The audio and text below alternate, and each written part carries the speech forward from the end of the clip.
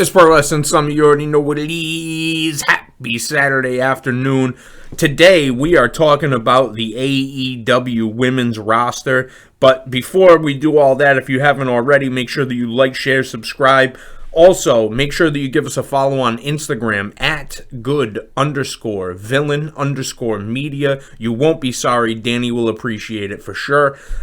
So we're talking about the AEW women's division today. And if you had listened to the Dynamite review, I had already gone off about the women's division and how I would change it and all that. Like, I'd just give me the book for 6 weeks because I could improve the ratings and what he should do. And I'm going to kind of revisit that a little bit, but go a little bit more in depth. So like I had said, I would give the hour of internet programming, instead of doing Elevation, I would keep Dark.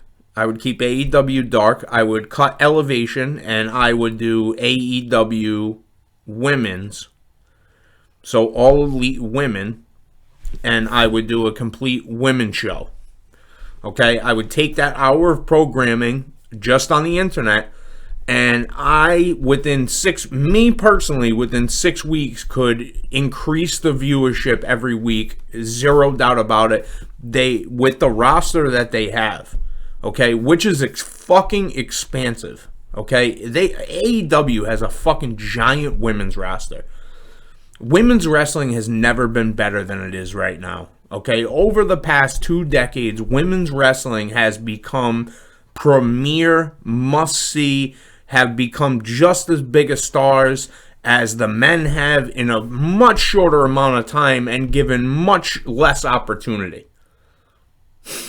So, I have a lot of fucking respect for women's wrestling, and I think that it's come such a long way, and I think that because it became more serious in the past 2 decades when the athleticism has gone up for athletes as a whole.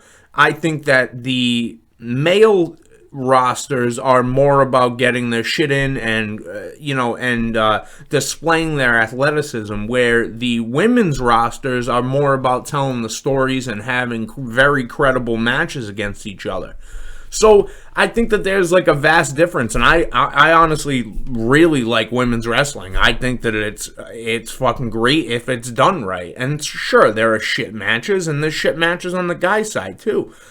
But the AEW women's division is so fucking stacked with talent. It's fucking crazy. Even the women who are working enhancement matches are fucking very talented. It's not like these are untalented people who are there, okay? So there's plenty of women who are capable of having really good matches, but when you give the women fucking a minute and a half on television, or what did Ruby get? The Outcast got like a 4-minute promo segment. Like, it's really fucking difficult to get over in 4 minutes. I don't care fucking who you are. I don't care if you're the biggest stars in the world. It's very difficult to get over in a 4-minute fucking promo segment on TV when there's so much other shit that has already happened on the show. So I take nothing away from any of the women who are there. Me personally, I have some people who I would try to feature more, and I want variety. Like, you have to understand that the AEW crowd, it's like it's an indie crowd. It's an independent wrestling crowd. They're very smart. They know to cheer and boo at the right times, and like that, they're very interactive. So give them more opportunity to be interactive. That's all that you have to do.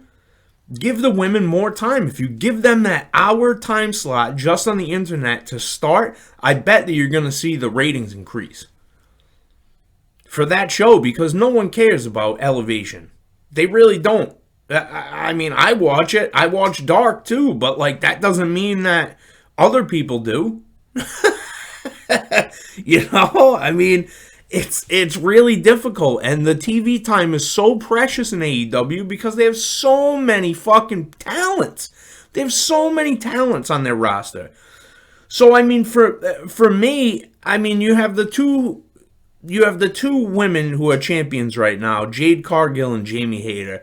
Why Jade Cargill at 54-0 has not gone after the main title is fucking beyond me. That doesn't even fucking make sense. Listen, she's the best athlete there. Is she the most competent worker? No, she's definitely not the most competent worker. Jamie Hayter is very, very good in the ring. Ruby's very good in the ring. Toni Storm is very good in the ring. Saraya, in her limited opportunities, I mean, she definitely has shown flashes of her, old self. I mean, but you have other women. Britt Baker is crazy good. Hikaru Shida, crazy good. Mercedes Martinez. Like, where is Mercedes Martinez? What, Athena? Where is Athena? Where's Anna Jay? Where's Tay Mello? where are these people? Okay, great. You're featuring Riho on TV. I like that. Okay, great. But Riho is gonna have a tough time connecting with the audience on a deeper level. How do you do promos with Riho? How does that work? You can't. You need people to be invested in the characters. I like Marina Shafir a lot. I think Marina Shafir is really talented, but what's her gimmick? She's teamed up with Nyla Rose, and what's the gimmick there? And again, I like Nyla Rose. Paige Van Zant's on the roster. Where's Paige Van Zant? Thunder Rosa. I mean, I don't really dig Thunder Rosa because I think she sandbags, and that's no good. You can't be doing that. Willow Nightingale is awesome. I think that there is huge opportunity for Sky Blue if booked properly. Statlander should be coming back. So, just that right there. And then one of my favorites who they never feature on TV is Abaddon. What a fucking great gimmick.